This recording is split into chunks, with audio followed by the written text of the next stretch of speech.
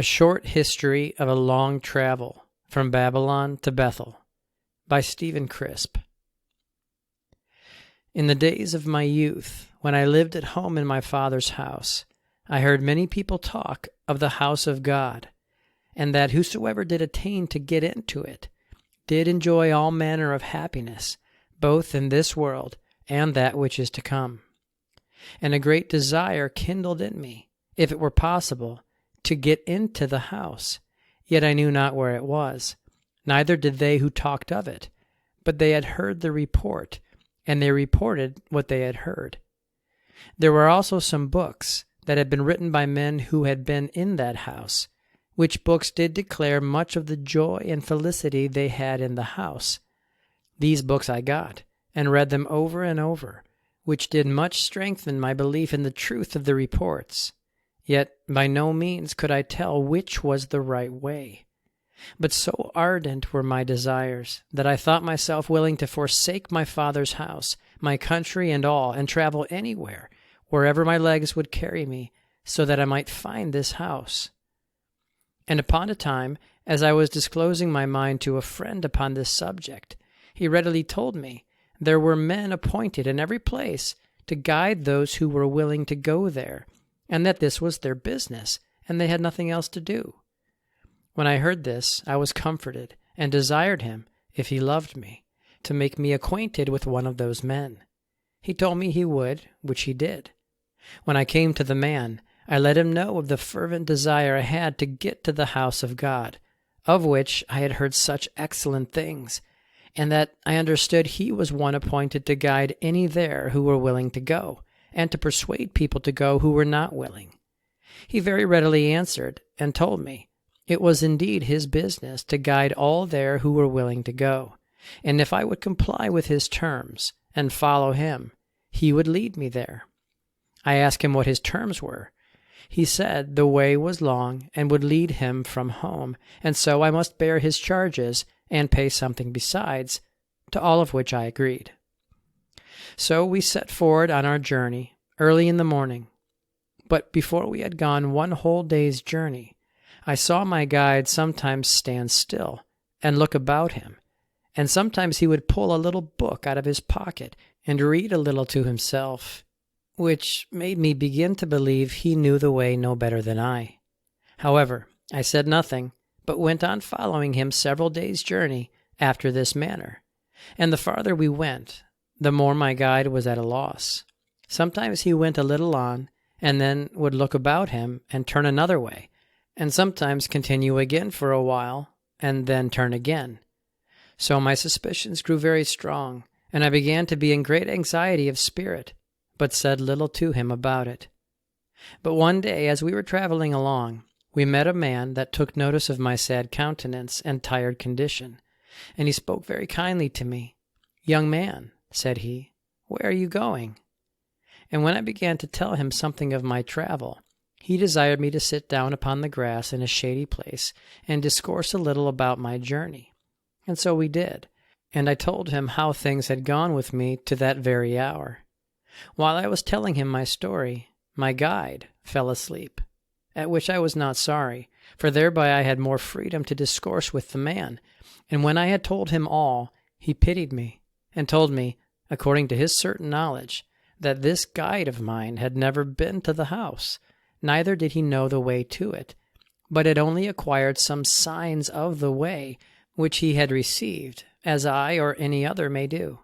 And if I followed him all my days, I should never be any nearer to it, and should find at last I had spent my time, money, and labor to no purpose. This discourse did so astonish me that I was at my wit's end, and did not know what course to take. The man, seeing what agony I was in, began to comfort me, and told me that the house I sought was much nearer than I was aware of, and if I would forsake my guide and follow him, he would soon bring me in sight of the house. And, said he, I am one that belongs to that house, and have done so several years. And whereas, said he, you are to bear this man's charges, and give him money besides, I will assure you, it is not the manner of the guides that belong to this house of God to take money for guiding people there. I myself have been a guide to many a one in my time, but never took 1 penny of them for it. By this time, as you must assume, oh, how my drooping spirits were comforted! A new hope sprang up, and a resolution to forsake my wandering guide and to follow this new one. Upon which I awakened my guide and told him my mind. I paid him for what I had agreed for, and advised him never to serve any poor soul as he had done me. For I see, said I, you know not the way, except as you have learned about it in some book. But if book learning would have served to find this famous house, I needed not you nor anybody else to guide me to it. For though there are very few who have written experientially of it, yet I have read them all diligently. But now I have met a man that I judge has more experience of the way than you have, and I am resolved to go with him. And if you will honestly confess your ignorance, and go along with us, then come and be welcome. 1 guide will serve 2 travelers in the way as well as 1. But I could not persuade him, so I left him to take his own way as he pleased. I now set forward with my new guide pretty cheerful, and he entertained me with a good deal of discourse along the way. As we went on in a pretty smooth path, and without stopping, he told me, in a short time we should come in sight of the house, which made my travel easier. He also told me something of the rules and orders of the house, at which I was not at all discouraged, for I considered God was a God of order, and I doubted not but there were good orders in his house, to which I was willing to submit. And as we were thus traveling along, he suddenly spoke to me, saying, Yonder is the house. At this I was exceedingly glad, for now I thought I had not spent my labor in vain. The nearer we drew to it, the more my joy increased, and when I came in view of it, I pleased myself greatly with looking at it, and viewing the towers and turrets that were upon it, and the excellent carvings and paintings with which it was adorned. Indeed, there was as much art in setting it forth as could be imagined. Oh, thought I, if there is so much glory without, surely there is even more within, which I shall shortly be a partaker of. As I was thus contemplating my happiness, and had come within a bow-shot of the house, we were to go down into a valley, which we did, and in the bottom of the valley glided along a small river. I looked about to see a bridge, but could see none, at which I wondered. But on we went till we came to the river side. Then I asked my guide where the bridge was. Truly, he told me, there was none, but we must go through it, and so must all that go into that house. I was a little troubled within myself, but he told me he had been through it, and there was no danger at all. With that, I began to think within myself, have I taken all these pains, and shall I give up for so small a matter as this? What would I have gone through when still in my Father's house to attain to the knowledge of the house of God, and a possession therein? Not water, not even fire would have stopped me then, if I had so sure a prospect of it as I now have. I told my guide, if he pleased to go before me, I would follow him. So in he went, and I after him. But when I came at the middle, there it was so deep that the water went over my head. Nevertheless, I took care to keep my feet to the ground, and so got well on the other side, and my guide and I went up together very pleasantly.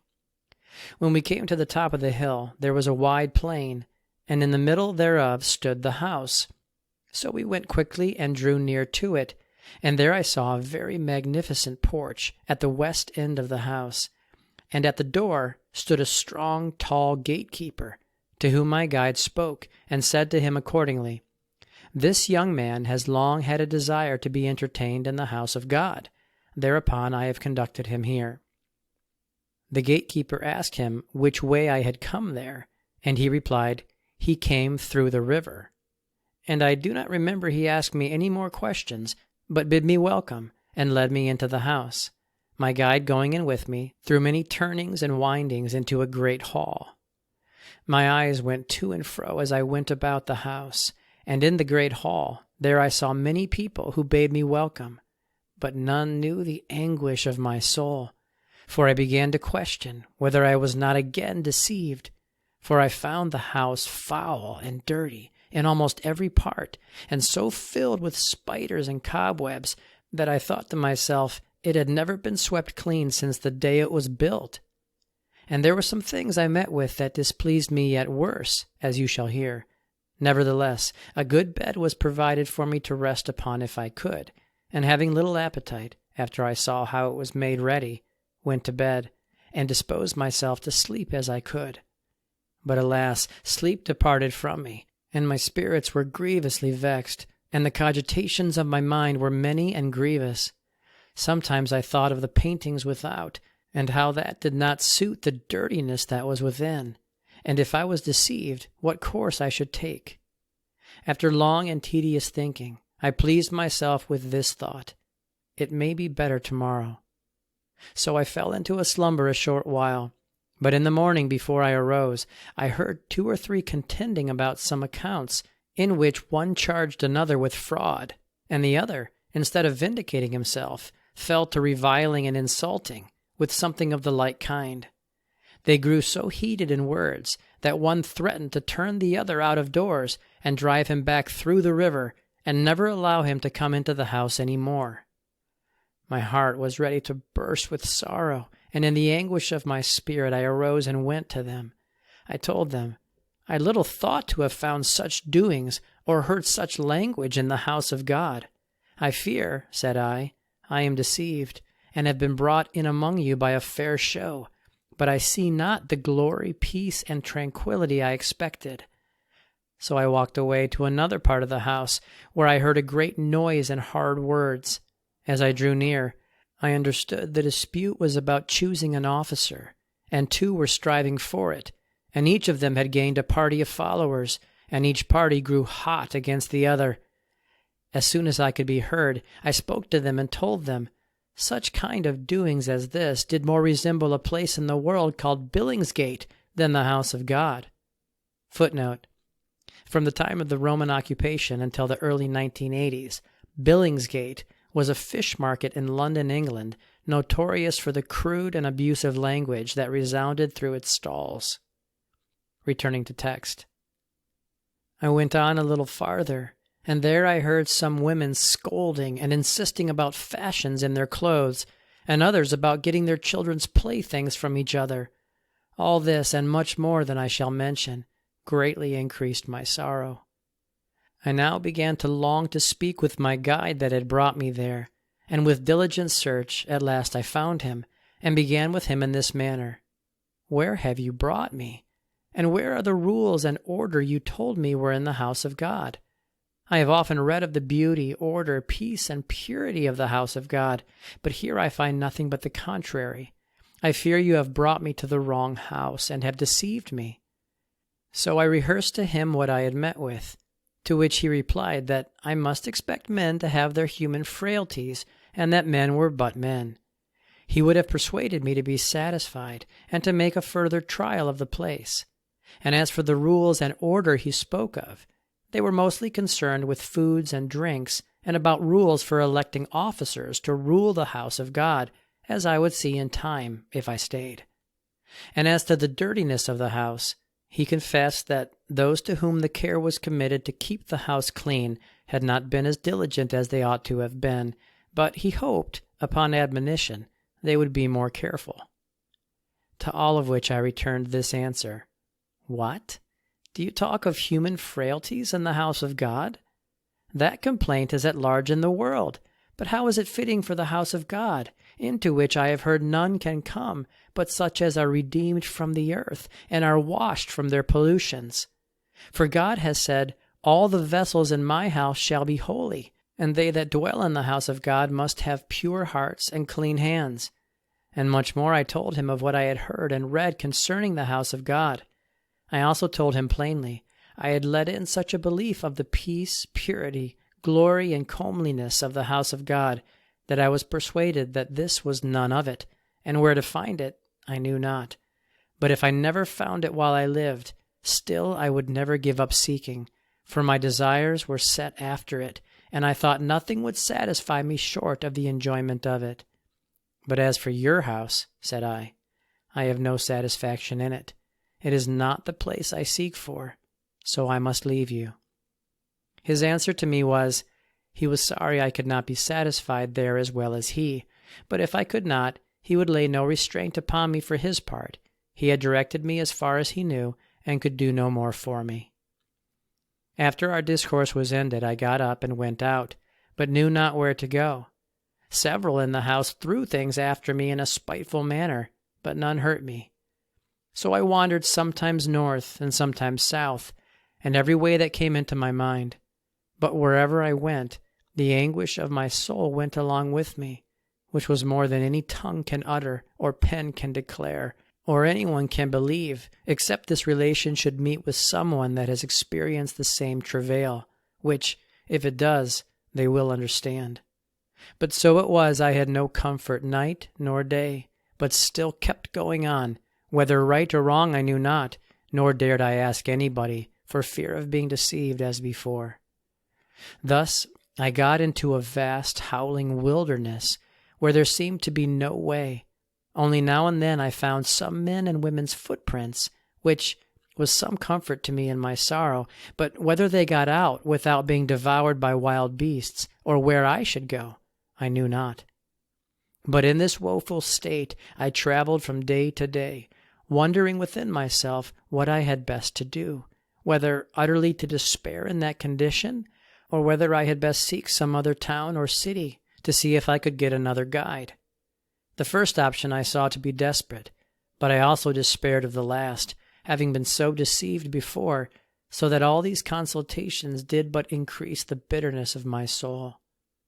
One day, as I was traveling in the afternoon, a terrible storm arose, with hail and thunder, and great wind, which lasted till night, and in the night also. And being weary, both of body and mind, I laid me down under a great tree, and after some time fell asleep. When I awoke and came to myself, it was still very dark, and looking about, I saw a small light near me, and it came into my mind to go to it and see what it was. And as I went, the light went before me. Then it came into my mind that I had heard of false lights, such as the ignis fatuus and such like, that would lead people out of their way. Footnote, also called a friar's lantern or will-o'-the-wisp. The ignis fatuus is a flickering phosphorescent light seen at night, chiefly over marshy ground, and believed to be due to spontaneous combustion of gas from decomposed organic matter. The name came to be used to refer to any deluding or misleading guide. Returning to text. But then I thought again, how shall I be led out of my way when I know no way of safety? And while I sat down to let these striving thoughts run their course, I took notice and beheld the light as near me as at the first, as if it had waited for me. At this I was strongly affected, and thought within myself, maybe some good spirit has come to take pity on me, and to lead me out of this miserable condition.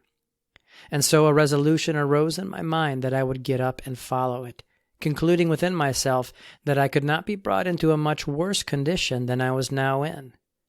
So I arose and followed it, and it went at a gentle, easy pace at first, and I kept my eyes straight to it. But afterwards I found that a great part of the luggage and provisions I had got together did but burden me in my journey. So I threw away one thing and then another that I thought I could spare, but I kept a great bundle of clothes still by me, not knowing whether I should need them. As I thus went on, and the light before me, it led me out of the wilderness, along a plain country, without trees or inhabitants, only it appeared as if some few had gone that way before.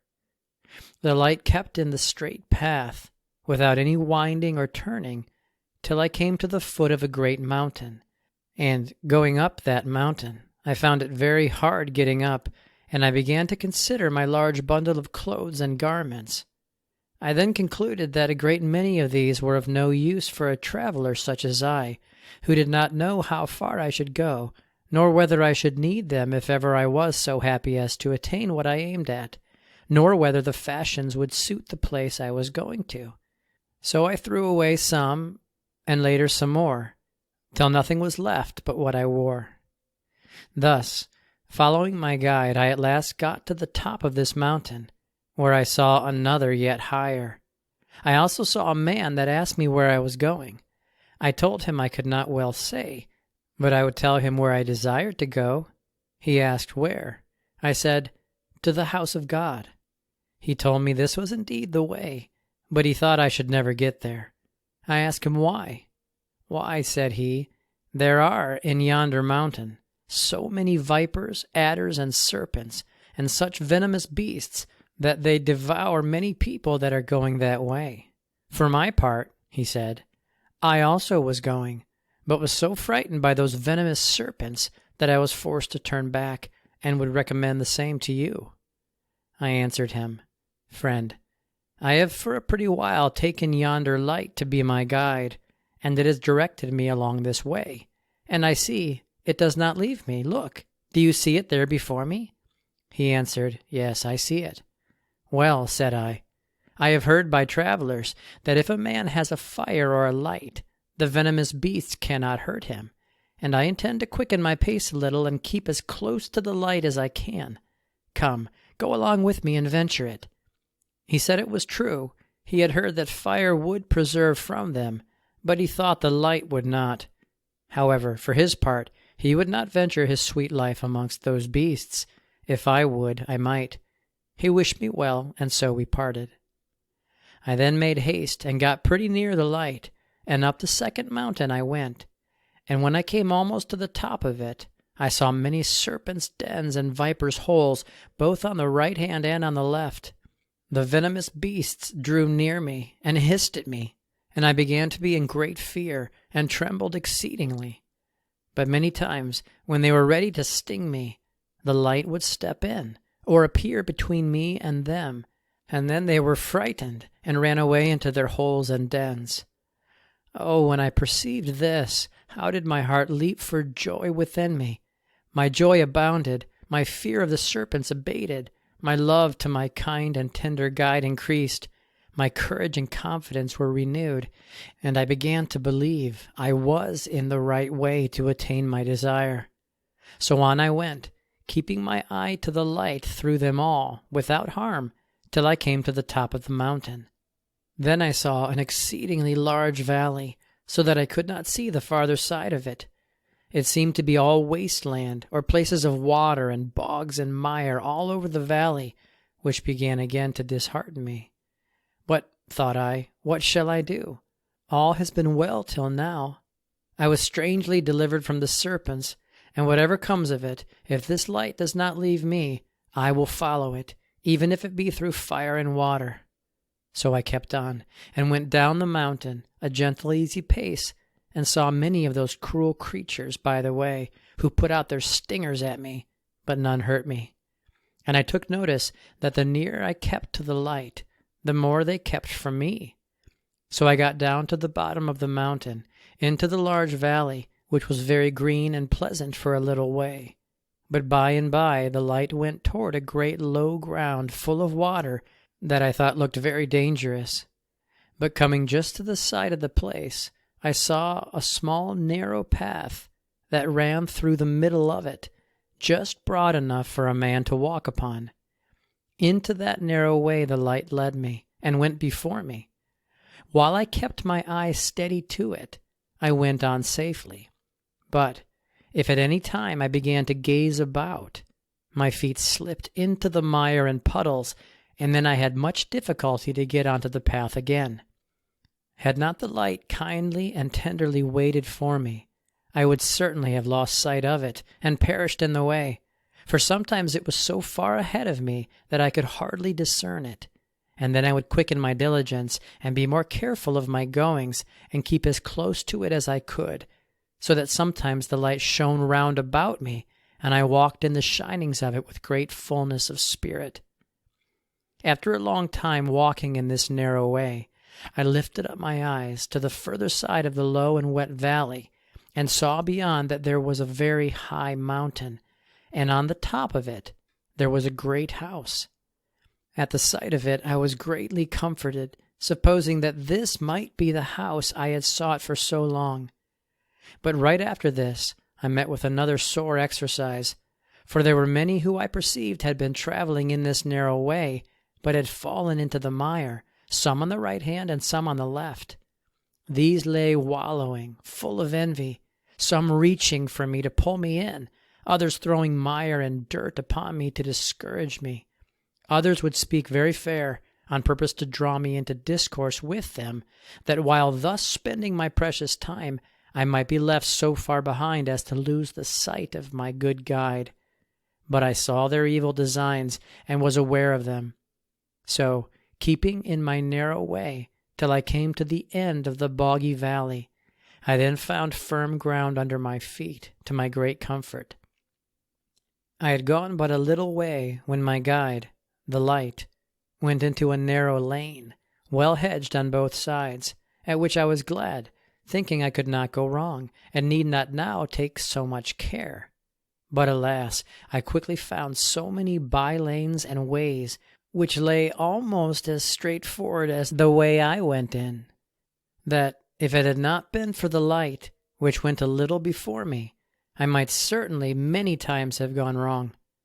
But by carefully keeping to my good guide, I at last got up the mountain, and saw the house again. I then spotted a man of that country, a pretty way off, and called to him, "Friend, ho, friend, what is the name of yonder great house?" He told me the name of it was Bethel. Then I presently remembered that that was the name by which the house of God was called in my father's country, where I had heard the reports of it, and so earnestly set out to find it. Oh, the joy and consolation that I felt in my soul, no tongue can express, to think that now, after all my travels, perils, and disappointments, I had found what I sought for. So on I went, journeying with joy unspeakable, and as I went, I viewed the outside of the house. It was very large, and had but one tower. There was no carved work about it, no painting, nor any kind of design that could be discerned. But all the stones were curiously joined together from the top to the bottom. I also took notice that all the stones of the building were transparent, some more and some less, and I saw no windows. And, drawing nearer to it, I saw it had a large outward court, with a pretty large gate to go into it, so that a man might go in with a large burden on his back. So, coming to it, in I went. And there I saw many people that were very cheerful, and appeared to live very pleasant lives. Some of them told me they had lived there many years, were well contented, and lacked nothing. For there was a mighty tree that grew in the midst of the court, and the fruit thereof was good, and the leaves also, and it bore fruit all the year long. And many were so kind as to invite me to sit down and eat with them. But that I refused, and they showed me a great cistern which they had hewn out for themselves, to catch water from the elements, and they had made themselves convenient lodgings in the sides of the outer court to lodge in. But this did not satisfy me, for I saw my beloved guide pass through them all, and enter in at a narrow door at the farther side, whereupon I left them, and made haste towards the door where I saw my guide had entered. I attempted to enter in there, but could not. It was so narrow, which put me in great sorrow of mind, and what to do I knew not. My thoughts troubled me on every side, and I tried all ways, but in vain. Oh, thought I, are all my troubles and labors come to this? Must I be shut out at last? What shall I do? As I was thus perplexed within myself, I thought I heard a voice, but knew not from where it came, which said, "Young man, strip off your old garments, and so you may enter." This occasioned yet more trouble of mind, for I was reluctant to go naked, but I at least thought it is better to go in naked than not at all. So at last I began stripping, thinking that a few pitiful rags should not hinder me of so great an enjoyment. And when I was stripped stark naked as the day I was born, I tried to enter, and found no great difficulty. And just as soon as I had entered, one met me and cast a garment of pure white linen over me, which reached down to my feet. He brought me into a narrow room and said, "Rest here a while." Then I laid down in so much joy and comfort as is impossible to be expressed. All things were so pleasant about me, and my resting place was so delightful, and my heart so fully satisfied, that it overcame me with songs of joy. But I found it my business to be still and quiet in my happy condition that I had come to enjoy. I had not been long in this room before I went out to see the beauty and loveliness of the house. As I walked through it, I found everything so clean and bright that I was ravished in an admirable manner. I also met with some people that welcomed me to the house of God with such kindness as refreshed my heart. And as I came to be acquainted with them, I marked their conduct, and their discourses were exceedingly comfortable to me. There was no quarreling, no contention, no proud nor angry words, but all passed with meekness and reverence and due respect one for another. The young men waited for the words of the ancients, and the virgins carried a reverent respect to the matrons, and there was a universal concern and unity, so that I marveled greatly. One day, as I was opening my mind to an ancient, I told him I admired much and marveled greatly at the universal concord that I had taken notice of, beyond all I had ever met with in my life. He told me it must be so, and could not be otherwise, for the guide that led me here had been the guide of them all. And further he told me that there could be no contention except where two spirits strove for mastery, but it was not so in this house. His answer was so full and satisfactory to me that I said no more to him at that time, but went on viewing and beholding the order of everything, till my soul was filled, and I could say, my cup did overflow. So my former labors and disappointments, sorrows and perils, now meant nothing to me, having found a full reward 100-fold. So I returned to my rest again in a larger room than before, singing praises to my God and declaring the praises of the house and of those that dwelt therein. And a while after, I was called forth from the room where I was, and told I was not brought to that place only to take pleasure and delight therein, but there was work to be done, and I must take my part of it, and be faithful and diligent in my employment. To this I answered, it was enough that I had attained my desire in being admitted into this heavenly place, but if there was any business that I could do, I was willing to do it, whatever it may be. For it would be my greatest joy to do anything to the advancement of the honor of the house of God and those who dwelt therein. Then he that talked with me told me it was my work to teach the children so far as I had come to know and had learned, and as far as I should from time to time be further instructed. I was a little amazed at this, knowing my inabilities, but having a little pondered that part of the sentence, that I should be from time to time further instructed, I took courage in my work, and made some progress in it, with great fear and reverence, waiting daily for those instructions that I was to receive, and which I did receive in an abundant manner. So the work did prosper in my hand, and the children loved me, and I loved them entirely, as though they had been my own children, and many of them grew up to a good understanding, and observed their places and orders to my great delight. After I had thus continued a while, he that talked with me came and told me I must take the charge of that part of the household, and give them their food in due season, and divide everyone's food according to their state and condition, and not feed strong men with milk, nor babes with strong meat. And for this purpose he gave me a key that led into the treasury or storehouse, which I came to see and behold was abundantly filled with all sorts of nourishment, that never could be exhausted or spent while the world endured.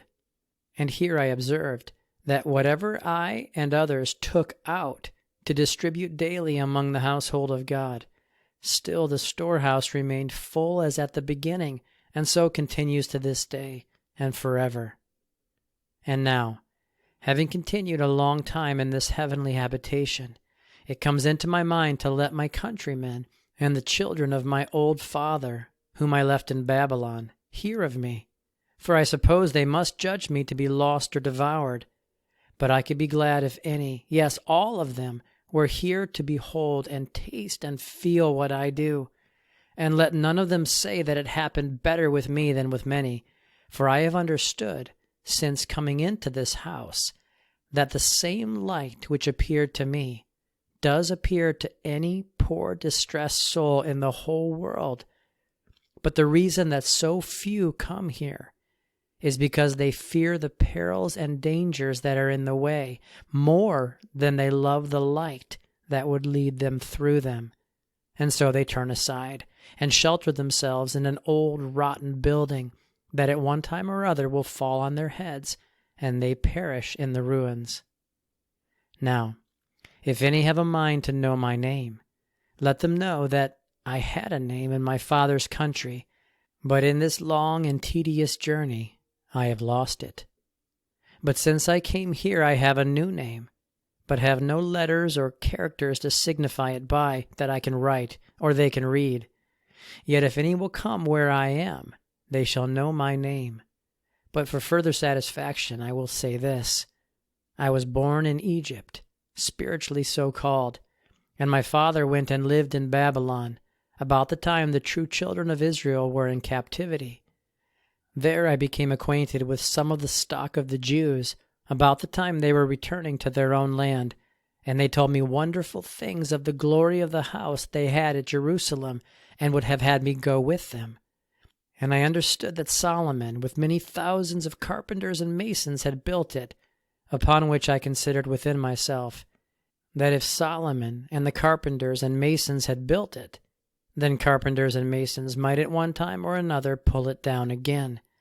So I went not with them, but sought a city whose builder is God, and now I have found it.